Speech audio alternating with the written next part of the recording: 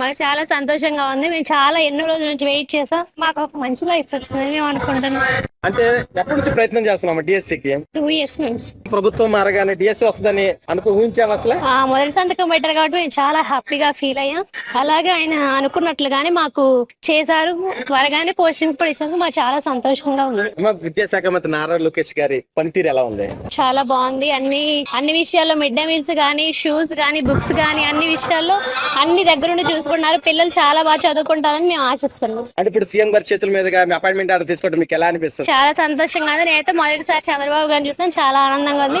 ఆయన గవర్నమెంట్ లో మేము జాబ్ చేయడం చాలా ఆనందంగా ఉంది. అంటే ఇప్పుడు గవర్నమెంట్ మీరు ఏం చెప్తాం అనుకుంటున్నారు? చాలా థ్యాంక్స్ అండి. మా కుటుంబాలు ఇంకా మా ఫ్యూచర్ మొత్తం బాగుంటది. మేము ఎకనామికల్ గా చాలా ముందుకెళ్తామని అనుకుంటున్నాం. మా పేరెంట్స్ అందరూ మాకు ఎంతో సపోర్ట్ చేశారు.